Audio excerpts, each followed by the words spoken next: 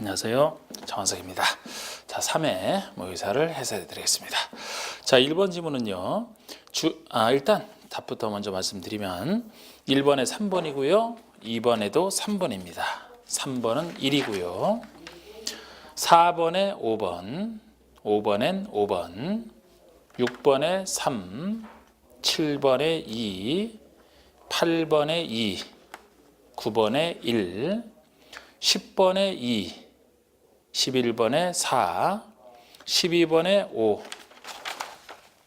13번에 4, 14번에 2, 15번에 2, 16번에 3, 17번에 2, 18번에 3, 19번에 3, 20번에 5, 21번에 4, 22번에 1, 23번에 1, 24번에 2, 25번에 4, 26번에 1, 27번에 3, 28번에 2, 29번에 4, 30번에 1, 31번에 3, 32번에 1, 33번에 3, 34번에 5, 35번에 4, 36번에 5, 37번에 4, 38번에 5, 39번에 1, 그리고 40번 4 이렇게 되겠습니다. 자, 우리 1번 보시면 주민의 관리계획 위반에 대한 제한에 관한 설명이다. 옳지 않은 거. 주민 제한을 얘기합니다. 우리 주민 제한. 관리계획에서 주민 제한이 제일 유명한 얘기죠. 우리 주민 제한은 아무거나 제한할 수 있는 게 아니고 기, 산, 행 네 가지만 제한할 수 있죠. 기가 기반설에 대한 거, 지구단위 계획 구역에 대한 거, 산, 산업유통, 개발진주, 그리고 행위, 지구에서의 행위 제한만 지구 단위로 대체하는 그 기지산행입니다. 그리고 특히 기지산에는 행위 제한 대체는 동요권 없지만 기지산을 제한할 때는 543이 기반설에 대한 게 면적 5분의 4에서 해당하는 동의 5분의 4 그리고 지산 두 가지가 3분의 2에서 543이 되는 거. 일단 그래서 주민은 필요한 경우라도 용도지역 변경을 이반권자에게 제한할 수 없다. 용도지역의 변경이면 기지산행이 아니죠. 그러니까 제한할 수 없다가 맞는 겁니다. 2번 기반서 설치는 제한하는 거 가능하죠. 근데 이것은 면적 5분의 4에서 해당하는 소유자 동의 이게 5분의 4입니다. 그리고 3번이 지구단위 구역지역 제한할 때는 3분의 2가 아니고 2분의 1이 아니고 3분의 2가 되거든요. 3분의 2. 그래서 3번의 지구단위 계획에 대한 것이랑 4번의 산업유통에 관련된 것, 지산 두 가지가 3분의 2 동의가 됩니다. 그래서 3번이 틀렸고요. 4번은 산업유통 개발진흥지구 제한할 때는 아까 면적 3분의 2 이상 동의지만 동의는 그 이상과 똑같지만 여기는 어느 지역에 어느 정도 크기로 제한하는지 그 요건까지도 존재합니다. 자생계죠. 자생계. 자연녹지 계획관리 생산관리 지역이 된다. 자생을 위한 계모임 자생계. 나중에 개발이 되면 자생할 수 있다. 자생계. 그래서 자생계 중에 하나여야 되고 그 중에서 전체 면적에서 계획관리가 차지하는 부분이 50% 이상은 돼야 된다. 그래서 계획관리가 전체 반 이상 50% 이상은 되면서 나머지 지역은 자생 중에 하나가 돼야 되는 이게 자생계입니다. 그리고 여기는 없지만 1만 제곱미터 이상 3만 제곱미터 미만 이 면적 요건도 충족을 해야 되고요. 그 다음에 5번은 제한받은 자는 제한일로부터 45일 내 위반의 반영 여부를 신청에 통보하라. 보통 주민에 관련된 게 60일입니다만 이 주민 제한에서 반영 여부 통보 45일 내 하라는 게 특이합니다. 1년에 30일 연장할 수 있고 45일 내 하라는 게 특이한 겁니다. 그리고 여기는 없지만 역시 비용 부담 문제도 중요하게 나왔던 것이 있습니다. 이 받아들일 때는 제한된 내용에 대해서 그 위반 결정에 들어가는 비용, 계획 비용의 전부나 일부를 그자에게 부담시킬 수 있다 하지 시켜야 된다 아닙니다. 시킬 수 있다 이미 적고 또 이제 여러 번 나왔던 지문 중에 하나죠. 2번은 자, 농지 조성을 목적으로 하는 해안 매립지. 자, 매립지가 나왔다라면은 이거는 매립지에 대한 지정 특례를 생각하셔야 되나. 그래서 매립지에 대한 지정 특례는 이 매립지의 매립 목적이랑 이것과 이웃하는 용도지역의 내용과 비교를 해서 둘의 내용이 같으면 특례가 인정되죠. 다르면 특례 인정 안 되고 둘의 내용이 같다라면 특례라는 것이 관리계획 세울 필요 없다는 점에서 특례죠. 관리계획 세울 필요 없이 그 매립지는 매립의 준공인가로부터 이웃하고는 용도 지역으로 지정된 것으로 본다. 고시는 새로 하라. 새로 생겨난 땅이나 고시는 새로 하라. 만약에 둘의 내용이 다르다. 둘 이상의 지역에 걸쳐 있어도 전체가 같을 수가 없죠. 그런 경우에는 특례 인정 안 되니까 관리계획 세워서 사기지역 제한으로 지정을 해야 될 겁니다. 그래서 지금 농지 조성을 목적으로 하는 해안 매립지인데요. 이 해안 매립지를 어디에 이웃하고 있느냐? 농림지역과 자연환경 보전지역 두 지역에 이웃하고 있으니까 전체가 둘 이상의 이웃하고 있으니까 전체가 같을 수가 없는 경우 다른 경우에 속하기 때문에 답은 3번 관리계획 결정을 해서 농림지역을 농지조성의 목적인 농림지역을 지정해야 되는 게 맞습니다. 특례가 안 되는 경우니까. 그리고 3번 얘기가 국회법상 용도지별 건폐율의 최대 한도가 높은 지역보다 낮은 지역. 지금 여기서 건폐율만 물었지만 항상 건폐율 용적률은 같이 잘 정리를 해두셔야 됩니다. 잘 나오는 부분 중에 하나니까요.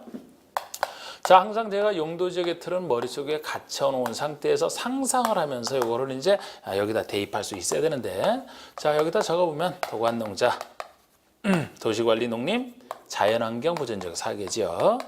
이 도관농자가 도시지역에 다시 주상공록으로 나눠지죠. 주거지역, 상업지역, 공업지역, 녹지로 주상공록으로 관리지역이 나눠지는 것이 보전관리, 생산관리, 계획관리, 보생계로 나눠집니다. 이것이 법의안 분류고요. 이 주상공록은 다시 대통령이 영의 정하는 바에 따라 종류 나눠지는 거. 전일준, 전용 일반 준으로 전용이 다시 나눠지기를 1종, 2종, 일반이 1, 2, 3종으로 나눠지는 상업지역은 중심상업, 일반상업, 근린, 유통, 중일, 근유, 내수로 나눠지는 공업지역이 전용공업지역, 일반공업지역, 준, 전일, 준으로 나눠지는 녹지가 보전 녹지와 생산 녹지와 자연 녹지, 보생자로 나눠진 상태에서 건폐율과 용적률의 크기 할 때 저 같은 경우는 근린과 유통의 크기 순서 바뀐다는 전제 조건을 먼저 하나 하고 또 하나의 전제 조건이 항상 같은 크기인 거를 정리해 놓으면 편하게 할 수 있습니다. 같은 크기인 거. 자, 우리 녹지와 비도시 보존할 땅, 주상공 개발할 땅 아닙니까? 녹지 비도시 중에서 보생농자 네 가지는 항상 같은 크기로 움직이는데 녹지는 세모 표시가 건폐율에서만 같은 크기, 용적률은 아니다. 그래서 자, 지금부터 이제 건폐율을 노란색으로 쓰고 빨간색으로 용적률을 쓴다면 우리 건폐율은 같은 크기인 것이 녹지와 보생농자 이 5가지가 같은 크기고요. 용적률을 빨간색으로 쓰면 우리 용적률은 보생농자 4가지만 같은 크기다. 이렇게 전제를 해놓은 상태에서 일단 적어도 법에 의한 한도 정도를 알고 영위한 건 생각을 하자 그랬습니다. 법에 의한 건폐율 한도는 외우기도 좋죠. 이사친구 20, 40, 70, 90 중에 이사짐센터 전화번호 이사친구 중에 하나. 이래놓고 제일 비싼 곳, 제일 싼 곳 나머지 생각하시면 되는 이사친구 중에서 상업지역이 제일 비싼 90이 될 수밖에 없고 제일 비싼 곳이니까 그죠? 그 다음에 녹지와 보생농자 5가지가 같은 크기니까 제일 낮은 지금 5가지가 20%가 되죠. 이사친구의 20.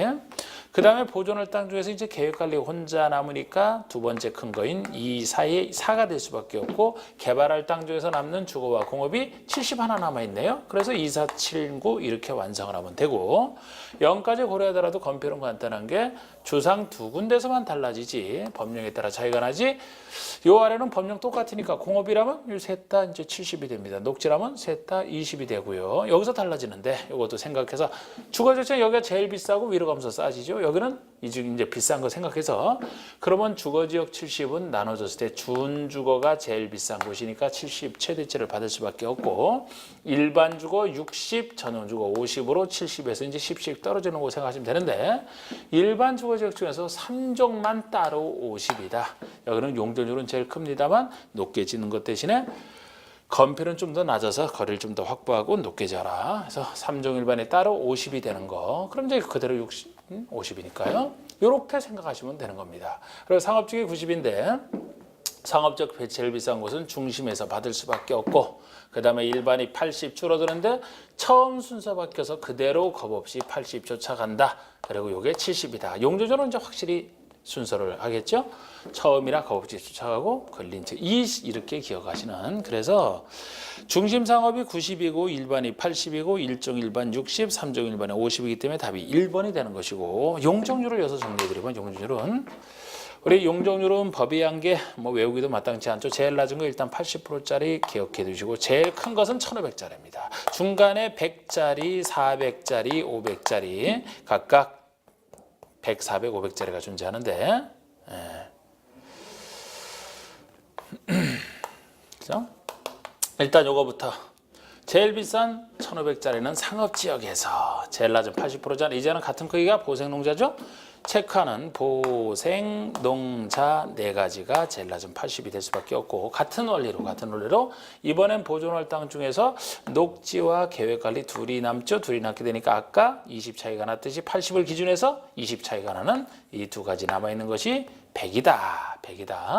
그럼 400, 500만 남아있죠. 주거지역이 500으로서 공업지역 400보다 좀 더 큽니다. 이 숫자는 일단 기억하시고 영해안 용적률 숫자가 제일 복잡합니다. 이것만큼은 최소 얼마, 최대 얼마 사이에서 조례로 정하게 될 숫자가 제일 복잡한데 아직까지는 그런 숫자를 물어본 적은 없기 때문에 뭐를 물어보냐 크기 순서 기억하시는 거. 제가 숫자 안 물어봤어요. 그래서 크기 순서, 편의상 크기 순서를 표시하려고 최대치, 최소 말고 최대치만 편의상 적을 겁니다. 근데 순서만 기억하시면 돼. 당연히 여기서부터 이제 제일 큰 순서라면 여기서부터 이제 제일 크지 않습니까? 이렇게 줄어들겠죠, 그죠? 자, 제일 큰 순서라면 1500까지 보면 중심상업이 제일 크고 단위가 200씩 줄어들어서 1300까지 보면 일반이 그 다음 크기고 1100까지 보이는 유통이 그 다음 크기고 900까지 보이는 근린이 그 다음 크기가 될 겁니다. 그리고 요거 다음에 순서는 500을 받는 준주거가 나와야 되고 위로 가면서 줄어드는데 여기서 주의하실 것은 준주거가 500이 나왔죠? 같은 준시로 봐서 준주거, 준공업 같은 준시로 봐서 형제, 준주거 다음에 큰 것은 400을 받는 게 준공업이 되겠죠? 이렇게 준주거 다음에 큰 것은 준공업으로 내려온다. 지방으로 내려온 입장에서 왔다 갔다 하지 말고 여기서 볼 일 다 보고 위에 가서 안 했던 일을 이렇게 처리한다. 이 순서를 지금 써놨습니다. 그래서 요게 350, 300 여기 3자와 똑같아서 둘은 거의 같이 안 내는데 250, 200 이렇게 이제 줄어드는 이 크기 순서만 기억하시면 끝입니다. 중심 일반 유통 근리는 너무 당연하고 그 다음에 준주거까지 시켜왔는데 준주거 다음에 큰 것은 같은지 준공업으로 내려오고 준공업 내려온 입장에서 일반 공업, 전원공업 해결하고 위에 가서 3종부터 위로 올라가면서 줄어든다. 이렇게만 해두시면 여기로 다 풀립니다. 참고로 녹지가 100이라고 했는데 보존 녹지만 가장 보존 높이성이 크기 때문에 최대치 80까지 보이고 생산 자연지는 그대로 100이기 때문에 법 0까지 고려하면 제일 낮은 80%까지 보이는 거. 앞은 이제 50 이상 80이잖아. 제일 낮은 80%까지 보이는 것이 보생농자에다가 보존 녹지까지가 제일 낮은 80까지 보이는 걸로 이렇게 보시면 근데 용적률도 꼭 내긴 합니다. 이렇게 건폐율이지만 용적률까지 같이 설명을 드렸습니다. 그 다음에 4번은요. 자, 국회법의 양도 지구에 대한 설명이다. 옳은 거 1번 그대로 해석하시면 돼. 1번은 국방상부상 중요한 시설물의 보호와 보존. 그러면은 보호와 보존을 위해서 지정하는 것이 법률상 보존지구죠. 보존지구 지정할 때가 보호와 보존이잖아. 근데 그 앞에 중요시설물이 붙어 있습니다. 그러면 중요시설물 보존지구가 돼야 되는데 시설보호지구 그러니까 틀렸죠. 시설보호지구에서는 네 가지 설만 보호합니다. 학공, 항공, 학교, 공용, 항만, 공항이지. 요거는 중요시설물 보존지구로 보셔야 돼. 그 다음에 2번은요. 문화재와 문화적으로 보존한 건축물의 미관을 유지관리해서 역사문화 환경 보존지구. 이게 역사문화 환경 보존지구가 되려면 보존지구가 보호 보존이고 그 앞에 역사문화 환경이니까 문화재 등이 있어야 되죠. 문화재 등의 보호 보존해야 역사문화 환경 보존지구가 되겠습니다. 지금 그런데 앞에 것은 문화재는 들어가 있는데 미관이죠. 그러면 역사문화 미관지구가 돼야죠. 미관을 위해서는 미관지구가 지정되잖아. 그래서 이건 역사문화 미관지구지 역사문화 환경 보존지구가 아닙니다. 그 다음에 3, 4번은 방제지구 나눠지는 두 가지 종류에서 시가지와 자연, 많은 사람들이 살고 있는 시가지, 안산은 자연 상태 둘로 나눈 상태에서 어떤 방식을 통해서 예방이 필요한지를 한번 구별해 보라고 일부러 낸 거예요. 우리 시가지 방제는 이미 많은 사람이 살고 있는 곳이죠.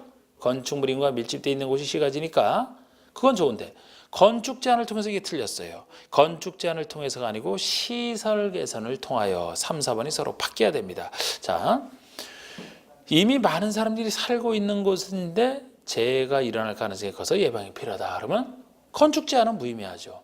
여기 와서 건축하지 말아라. 새로 들어오지 말아라. 이미 많은 사람이 살고 있는데 그래서 건축 제한은 무의미하고 시설 개선을 통해서 재해가 일어났을 때 막을 수 있는 시설 개선을 통해서 하겠다는 겁니다. 그리고 4번의 자연방제는 많은 사람들이 안 사는 자연 상태니까 토지정도가 낮은 해안변, 하천변, 급경사지 주변 등 안 사는 곳이죠. 그런데 위험해. 그러면 시설 개선이 아니고 건축 제한을 통해서 둘이 서로 3, 4번이 바뀌어야 됩니다. 여기 예를 들어 하천변에 기존 사람이 안 사는데 물난리가 매번 날 수 있어요. 그러면 그쪽에서 집 짓고 살겠다는 사람에게, 건축하겠다는 사람에게 건축하지 말아라, 들어오지 말아라, 이렇게 하는 게 좋은 방법이잖아요. 그래서 3, 4번이 서로 바뀐다는 거. 5번의 집단 취락지구는 개발제한 구역에만 지정할 수 있다. 개발자금에 들어가는 게 집단 취락이죠. 자연 취락은 녹지와 비도시만 들어가는 것이고. 5번 보세요. 입지규제 최소 구역에 대한 설명으로서 옳지 않은 거. 구역 중에 각종 건물 입지당 규제를 최소화하겠다는 그런 땅을 얘기합니다. 규제를 최소화하는 엄청난 개발을 시켜주고 거의 개발 최강이라고 보시라고 했던 1번 국장이 지정하는 거 맞습니다. 국장이. 도시 정비 촉진 지역 거점 육성할 필요가 있다고 인정하면 지정할 수 있다. 규제를 최소화해서 거점을 육성하는 쪽으로 개발하려고 예를 들어 맞습니다. 그리고 2번은 이렇게 지정되면 이제 기반서 설치비용 부담시키는 게 있어요. 그 아랫사람인 시도지사, 시장소, 구청장 등은 입지구제 최소구역에서의 개발행위에 대해서 그 계획에 따른 기반시설 설치비용의 전부나 일부를 부담시킬 수 있다. 원래 기반시설 설치비용을 부담시키는 것은 기반시설 부담구역에서 하는 얘기인데 뭐 비슷한 효과를 여기서 주겠다는 겁니다. 이곳에서는 규제가 최소화되는 것만큼 개발행위를 하는 자는 엄청난 이익을 볼 것이고 그 사람들 때문에 인구 늘어나서 기반시설을 설치해야 된다면 설치 비용을 그 자가 내는 거 괜찮다는 거 아닙니까? 그래서 개발행위에 대해서 설치 비용을 부담시킬 수 있다. 맞습니다. 그리고 3번은 3개 이상 노선이 교차되는 3개 이상 노선이 교차하는 대중교통 결절지로부터 1km 이내에 위치한 지역의 전부나 일부에 대해서 지정할 수 있다.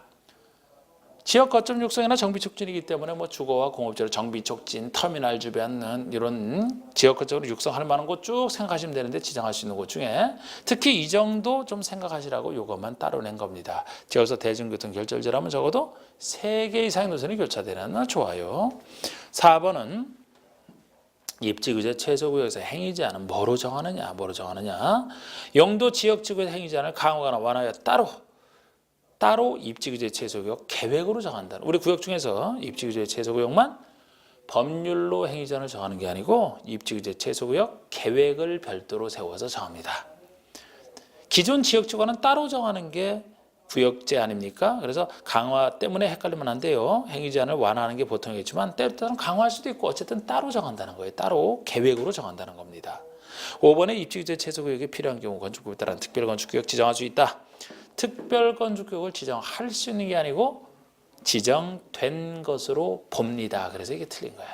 그래서 우리 건축법에서 그 특별건축구역이 엄청난 혜택을 받는 건축규정을 적용을 배제 안 하거나 아니면 적용을 완화하거나 통합적으로 하는 그런 혜택을 주는 건데요.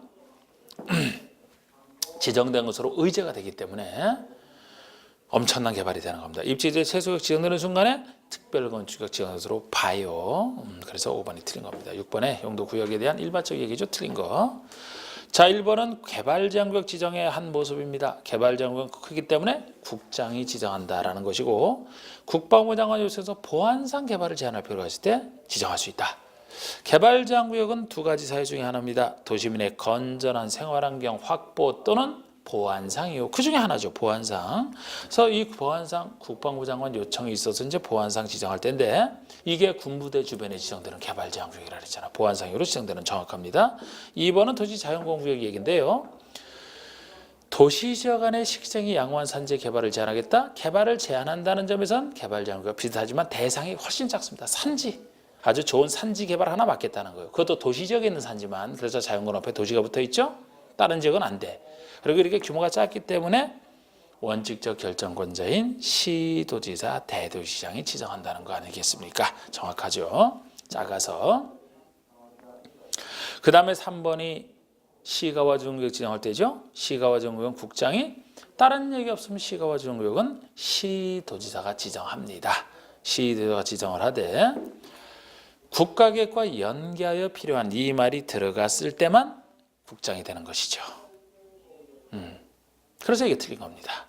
4번의 수산자원 보호구역만큼은 해양수산부 장관만이 하는 거죠. 해장이 수산자원을 보호하기 위해서 수산자원이 살아있는 공유 수면과 인접한 육지까지도, 인접 토지까지도 지정할 수 있는 게 수산자원 보호구역이 되겠습니다. 그리고 5번에 용도구역 중에서 취락지구를 지정할 수 있는 두 가지밖에 없죠. 개도, 개발지원구역과 도시제한구역 둘만 있습니다. 이 중에 개발지원구역에 들어가는 게 집단취락이었고 도시자연공원구역은 지정할 수는 있는 곳이지만 영의 종류 속에서는 빠지죠. 특별법에서 지정되고 있어서 어쨌든 영에는 없지만 지정할 수 있는 곳에는 들어갑니다. 도시자연공원구역이요. 그리고 7번은 도심계획 시설에 대한 다음 설명으로 가장 타당한 것은 했는데 지상, 수상, 공중, 지하까지 아무데나 기반설을 설치하고 있거나 언제나 그 세대 종류 등을 미리 관리로 결정해야 된다. 언제나가 틀린 거예요. 항상 뭐 모든 언제나 반드시 그럼 일단 의심해봐야 되지 않습니까? 자, 원칙적으로 관리계획이 그렇지 않은 것도 있기 때문에 언제나가 틀렸어요. 기반시설은 지구단위 관리계획의 내용이기 때문에 기반설을 설치할 때는 원칙적으로 관리계획 결정해서 설치하는 게 원칙입니다. 기반시설에서 관리로 결정된 시설을 도시군계획 시설로 하기 때문에 즉 도시군계획 시설 사업 절차에 따라 진행하는 게 원칙이죠. 그러나 그렇지 않을 조그만 기반시설도 있습니다. 예를 들어서 제가 건물 하나에 불과한 거, 예를 들어 자동차 운전학원을 짓는다. 자동차 운전학원 건물 하나에 불과한 요거 짓는데 무슨 힘들게 도시군 관리계 결정을 해서 꼭 져야만 되겠습니까? 조그만 기반시설은 관리계 결정 없이 개발이 허가만으로도 충분한 것이 있어요. 그래서 언제나가 틀렸고 2번 공동구가 설치되었을 때 하수도관은 반드시 공동구에 수용돼야 될 시설이 아니다니까 맞는 겁니다. 원래 공동구에는 웬만한 거 다 집어넣게 돼 있어요. 우리 법적으로 해서 공동구에 수용되어야 할 시설로 정해진 것은 빠짐없이 수용돼야 된다 이렇게 하고 있는데 두 가지 여기 나오는 하수도관과 가스관 요건 안전 문제 때문에 예를 들어 가스관 잘못 설치하면 폭발할 수 있어요. 하수도관 오염될 수가 있어. 하수도이기 때문에 상수도 말고 하수도 요 두 가지는 위험하기 때문에 무조건 수용해야 될 시설이 아니고 공동구 협의회의 심의를 거쳐 수용할 수 있는 시설에 들어갑니다. 그래서 이것은 꼭 시연돼야 될 시설이 아니다니까 맞는 겁니다. 2번이 정답이고요. 3번은 도시계획 시설을 공중, 수중, 수상, 지하에 설치함에 있어서 높이, 깊이 기준과 지상만 빠져 있으니까 어떤 공중이나 지하 등 특수한 곳에 설치할 때 그 기준과 그 설치로 인한 손실보상, 국민에 대한 손실보상에 대해서는 이 법에서 직접 정하고 있다. 이 법에서 국회법에서 직접 정하는 게 아니고 따로 법률로 정하라 이렇게 되어 있습니다. 따로 법률로 정한다. 그러니까 어떤 그 국민에 대한 손실보상은 법률로 따로 정해서 영 규칙 말고 법률로 따로 정해서 제대로 보상하죠. 그런 취지로 살짝 보시고요. 4번은 도중계획 시설 결정 고시로부터 2년이 경과될 때까지 사업이 시행되지 아니한다. 2년 동안 사업 시행이 안 되면 단독주택 신축을 허가받을 수 있다. 신축이라서 안 됩니다. 개축, 재축은 가능하죠. 이게 도중계획 시설 부지에서 사업 시행이 안 되고 있을 때 2년, 10년, 20년 안 될 때 우리 2년 안 될 때 얘기해요. 우리 2년 동안 짧은 기간 동안 사업 시행 안 되고 있는 것은 일정 요건을 갖추면 허가받을 수 있다. 그 일정 요건이 2년째 안 되고 있는 것 중에서 단계별 지평의 수립이 안 돼 있다라든지 단계별 지평에 의해서도 1단계에 포함되어 있지 아니할 때 즉 2단계 멀리 할 것에 포함되어 있을 때 허가받아 할 수 있는 것 중에 가설건축물은 나중에 이제 철거하면 되니까요. 사업 한 달이면 아니면 시설 설치지 않는 공작물 그리고 일반 건축물 중에서는 개축과 재축만이잖아요. 종전과 동일 규모에서는 개축과 재축만이지 신축이나 증축 같은 것은 허가받을 수 없다. 단독주택을 떠나서 신축이니까 안 되는 겁니다. 이 단독주택 신축이 되려면 10년 동안 사업 시행이 안 돼서 매수 청구 들어갔는데 매수 안 될 때 허가받을 수 있는 곳에 들어가죠. 3층에 단독주택 허가받을 수 있다. 1, 2종 근생 중에서 3층 이하로 1, 2종 근생 허가받을 수 있다. 2종 근생 중에서는 제외. 단란주점, 노래연습장, 안마시술소, 다중생활설은 제외 그리고 공작물 허가 이 허가에는 건축의 건축이니까 신축이 포함되어 있잖아요. 그래서 여기는 신축이라서 틀린 겁니다. 그리고 5번은 도중계시설의 실효규정인데 이게 20년 실효규정 아닙니까? 도중계시설 결정 고시로부터 15년이 아니고 20년이 경과될 때까지 사업이 안 되면 그 다음날 실효되는 자 7번은 장기 미집행 토지시설 부지에 대한 매수 청구에 대한 설명이다. 옳지 않은 거. 10년 내 사업 시행되지 않을 때 지목이 대인 토지의 소유자만 매수 청구 정확합니다. 지목이 대인 토지에 건축물, 정착물이 있으면 같이 팔 수는 있고요. 2번. 실시객 인가 등의 절차가 행해진 경우라도 10년 내 사업이 시행되지 않고 있다면 매수 청구할 수 있다. 못합니다. 이게 틀렸어요. 10년 동안 사업 시행이 안 되고 있다 하더라도 실시객 인가 등의 절차가 행해졌다. 실시객 인가를 받으면 사업 시행권을 따는 핵심 절차이기 때문에 요거를 통과했다라면 매수 청구할 수 없다. 그래야 돼요. 그거 제외니까. 그리고 이때 이것도 앞에서 이래야 할 때가 설명해 드렸던 건데, 그죠?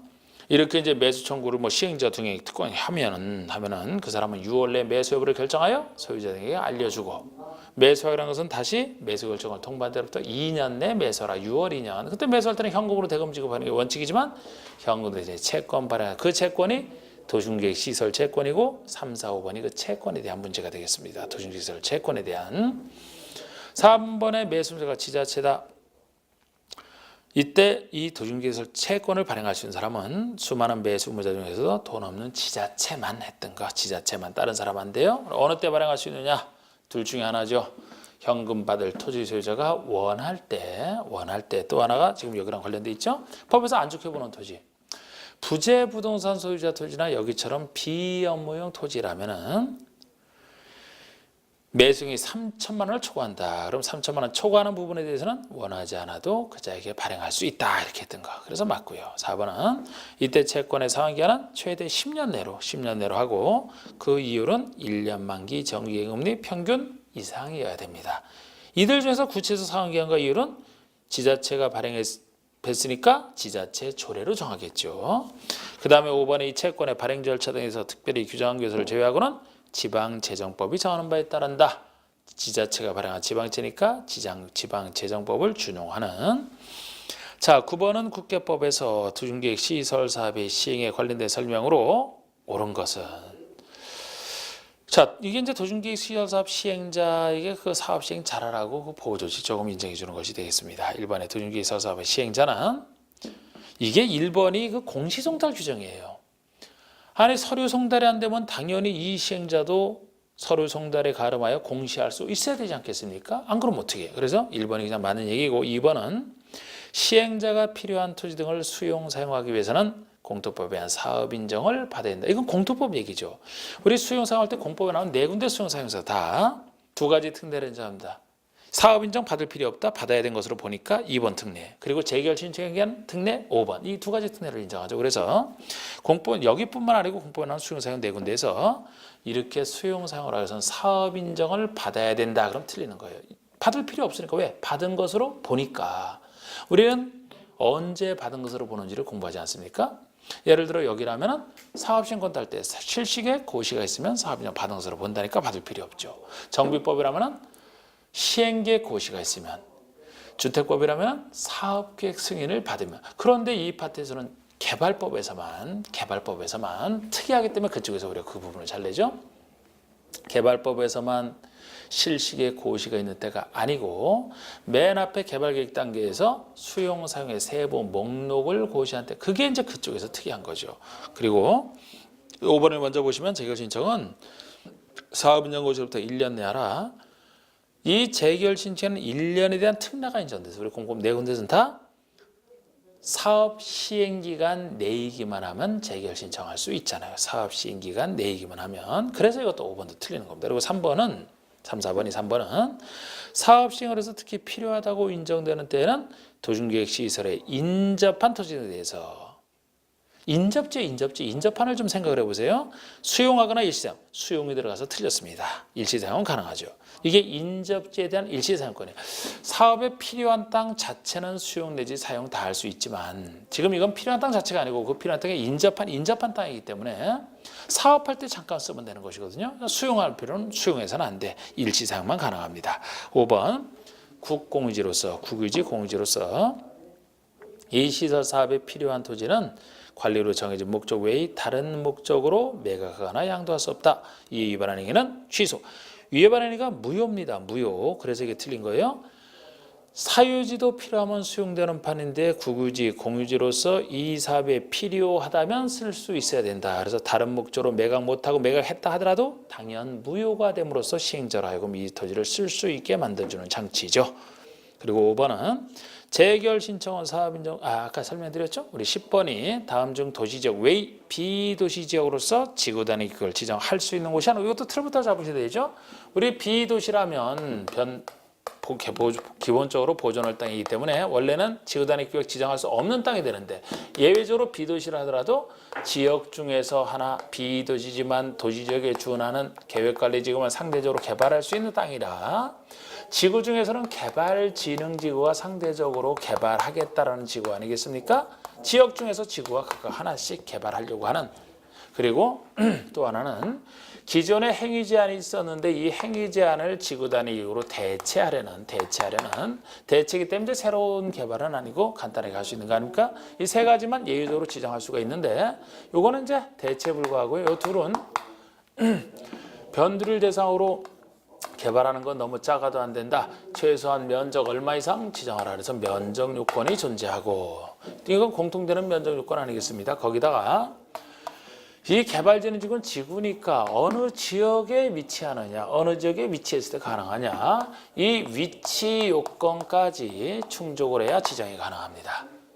그리고 제가 요구할 때도 계획관리지역을 지정할 때는 전체가 계획관리지역일 필요는 없다. 전체 지정할 땅 중에서 계획관리가 차지하는 부분이 전체의 50% 이상이 계획관리면 충분하고 나머지 지역은 보존관리 또는 생산관리 둘 중에 하나여야 된다. 관리지 중 하나인 전체 중에서 계획관리가 반 이상이면 되고 나머지는 보생 중에 하나여야 된다. 이 요건을 채워야만 지정할 수가 있습니다.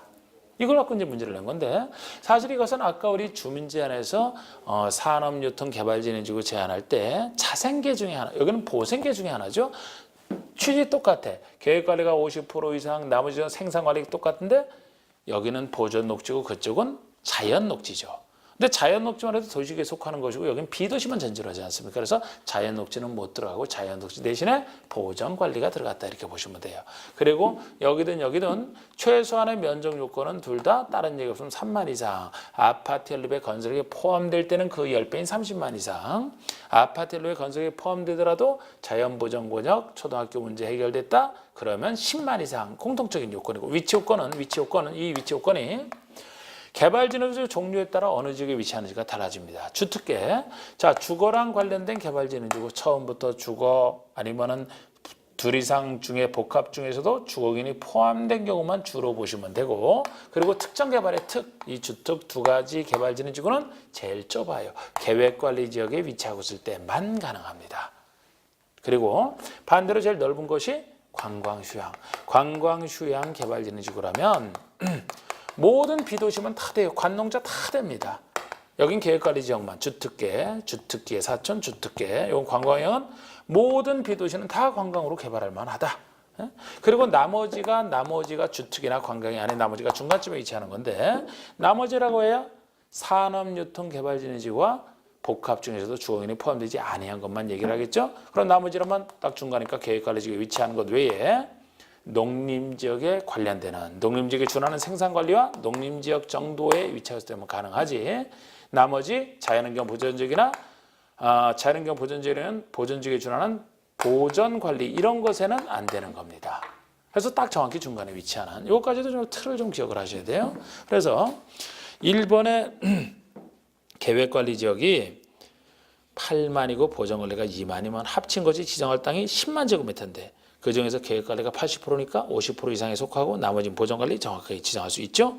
2번은 계획관리가 6만이고 생산관리가 3만이고 농림지역이 1만이면 전체 10만 중에서 계획관리가 60%, 50% 이상 딱 속하죠. 그리고 계획관리가 아닌 곳이 보존, 생산 둘 중에 하나야 되는데 농림지역이 끼어 있어서 안 되는 겁니다. 그래서 답이 2번이 되는 거예요. 3번에 3, 4번은 개발진흥지구가 어느 지역에 위치하는지를 따져주는 거죠. 3번은 계획관리지역에 위치한 주거개발진흥지구. 그러니까 주특계 정확합니다. 그런데 계획관리라면 이제 최소한의 땅이니까 모든 개발진흥지구가 계획관리지역에 위치하면 다 지정이 가능해요. 4번에 농림지역에 위치한 산업유통. 산업유통은 주특 관광에는 나머지에 속하니까요. 계획관리지역과 생산관리와 농림지역에 위치하면 가능한데 농림지역에 위치하고 있으니까 정확히 지정할 수가 있죠. 그리고 5번에 자연환경 보전지역에 위치한 관광휴양. 관광휴양은 모든 비도시니까 유일하게 자연환경 보전지역에 위치한 것은 관광휴양만 지정이 가능합니다. 11번 국회법상 개발행위 허가를 받아야 하는 행위를 찾아라. 허가 대상 첫 번째 문제죠. 형질 변경을 목적으로 하는 토속의 채취는 목적행위가 형질 변경이고 그 형질 변경에 대해서 허가를 받으면 토속의 채취는 포함돼서 따로 받을 필요 없잖아요.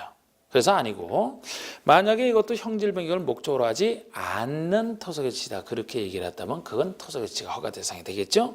그런데 이건 목적행위가 형질 변경이기 때문에 또 허가받은 사업기한을 단축한다.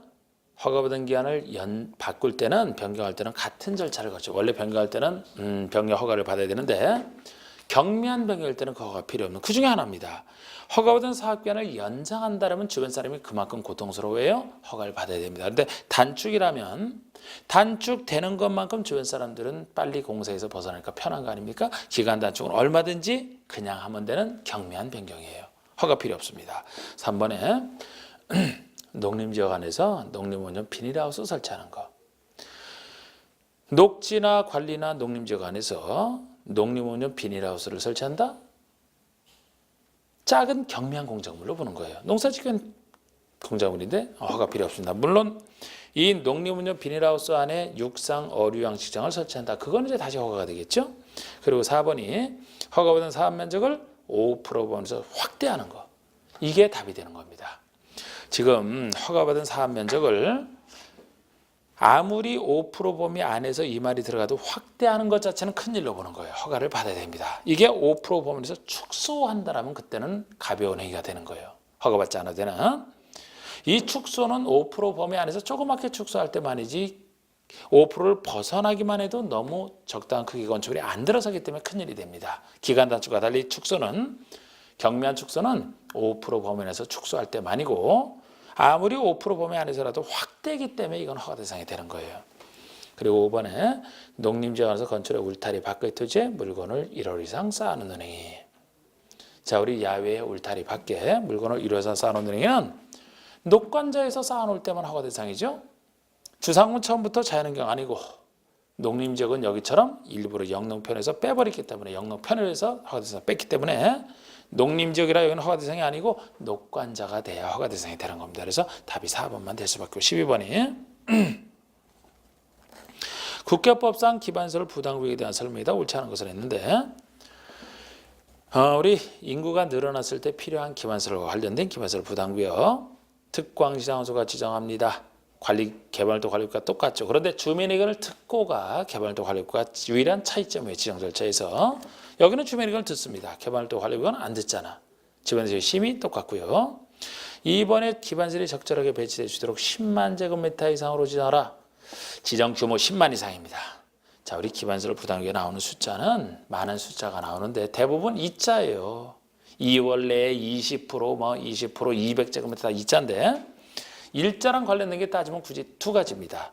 그것도 5번에 관련된 게 제일 많이 나왔고 2번은 아직 낸 적은 없어요. 2번이 기반시설 배치 규모, 부담구역 지정 규모 10만 이상. 일자 중에 하나죠. 10만 이상. 최소 10만 이상. 그리고 또 일자 관련된 게 5번인데 5번 좀 이따 보시고 3번에 해당 지역의 전년도 인구 증가율이 어느 곳의 전년도 인구 증가율이 그 지역에 속하는 전체 특광시군 인구 증가율과 비교해서 그보다 몇 프로 높으냐. 20% 이상 높을 때 지정해야 되는 곳에 속합니다. 인구 단위에서 꼭 지정해야 되는데 20% 이상 높을 때 이할이죠. 이할 이자. 그리고 여기는 없지만 비슷한 얘기. 이번엔 개발행위 허가 건수가 전년도 개발행위 허가 건수가 얼마나 증가했냐는 게 전전년도 직전년도랑 비교해서 직전년도에 비해서 20% 이상 증가했으면 이할이죠. 20% 이상 증가하면 지정해야 됩니다. 그리고 또 하나가 4번이잖아요. 오히려 4번 이해하는 게 더 중요하죠. 숫자보다 이거는 법령의 개정 등으로 인해서 행위 제한이 완화되는 곳은 지정해야 되지만 강화되는 곳은 지정해서는 안 돼요. 이게 맞는 겁니다. 행위 제한의 완화, 해제도 들어가요. 행위 제한이 완화되거나 해제되면 완화, 해제되는 것만큼 인구가 늘어나고 인구가 늘어나서 기반시설 부족하게 됐으니까 설치를 해야 되지. 설치하려고 지정해야 되지 않습니까? 행위 제한이 강화되면 그 행위 제한이 강화되는 것만큼 인구는 오히려 줄어들어요. 그러면 인구가 줄는데 기반시설이 남아도는데 왜 설치해야 됩니까? 그래서 지정해서는 안 되는 곳이죠. 그리고 4번이 5번이 기반시설 부담구역부터 2년이 아니고 1년이 이게 유만 1년짜리 1년이 될 때까지 기반시설 설치 계획을 수립하지 않으면 그 다음 날의 구역은 해제 등록서를 본다. 이게 유만 1년짜리입니다. 설치 계획을 1년 내에 수립하라. 부담 계획 말고 그죠? 정답은 이렇게 나왔습니다만 이제 여기에 관련된 얘기죠. 그런 얘기도 있죠. 기반시설 부담구역 지정되면은 기반시설을 어떤 것은 꼭 설치를 해야 돼요. 그 인구 증가로 해서 자연스럽게 부족하게 되는 그런 기반시설, 상수도, 하수도, 도로 같은 것도 좀 넓혀야 되지 않습니까? 폐기물, 주민 폐기물 처리 이런 것들을 이제 다 설치를 해야 되지만 학교도 좀 설치를 해야 돼. 그런데 대표적으로 설치 안 하는 것 중에 대학 이상입니다. 대학이나 사이버 대학, 전문 대학, 대학급들은 기반시설 부담해서 설치를 할 필요가 없어요. 도로는 설치를 해도 철도, 항만공항처럼 큰 것도 설치할 필요 없습니다. 기반시설 부담구역은 행위 제한이 완화되거나 해제되는 곳만 해도 의무적으로 지정해야 되기 때문에 이런 곳에 그런 큰 시설은 필요 없죠. 그리고 누가 설치비용을 내느냐? 인구를 늘어나게 만든 사람. 건축물의 신축, 중축. 건축을 새로 신축하거나 증축되는 것만큼 인구 늘어나는데 신축, 중축 중에서도 200을 넘는, 연면적 200을 넘는 큰 신축, 중축이 그 사람들의 인구 부족하게 됐으니까 설치하라 이렇게 하는 겁니다. 그리고 이때 보통 기반시설 설치비용을 내야 될 사람이 낼 때는 현금, 카드 포함해서 현금으로 지급하는 게 원칙입니다만 예외적으로 물건, 토지로 하는 납부도 인정될 수는 있어요. 물납을 예외적으로 인정합니다. 물납 인정 안 된다 해서 트랙했던 적도 여러 번 있죠. 13번은 개발법상 도시개발구역 지정에 대한 설명으로 가장 옳은 것인데 도시개발구역 지정에 대한 틀, 이거 1회 때도 잡았던 게 있어요. 지정권자, 요청권자, 제한권자 이렇게 해서 그림 그렸던 옳은 거 1번의 도시개발구역이 둘 이상의 시도 대도시에 걸쳐 있다 그러면 시도자 대도시장이 공동지정이 아닙니다. 우리 개발법에서는 이 지정권자가 환직의 인각 하나 빼놓고 나머지는 다 지정권자가 하잖아. 그런데 이거를 공동으로 지정하게 되면 일할 때마다 협의를 해야 되고 협의 안 되면 못하는 겁니다. 귀찮아. 그래서 혼자 할 수는 없으니까 애초에 협의를 해서 한 사람을 정해준다는 취지가 되겠습니다. 그러면 그 정해진 한 사람이 쭉 일을 혼자 하면 되잖아.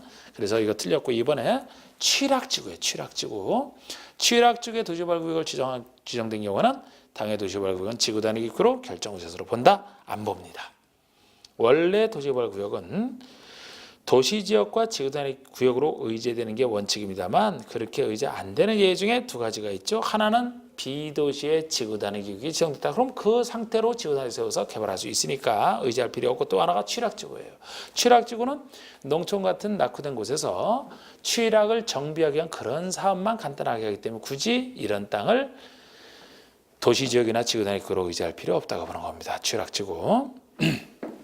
3번은 지정권자가 구역을 둘 이상의 사업적으로 분할할 수도 있고 서로 떨어진 둘 이상의 지역을 결합해서 하나의 구역으로 지정할 수는 없다? 있습니다. 분할할 수도 있고 결합할 수도 있어요. 분할 결합의 자유. 4번의 도시개발조합은 구역 지정을 제한할 수 없다.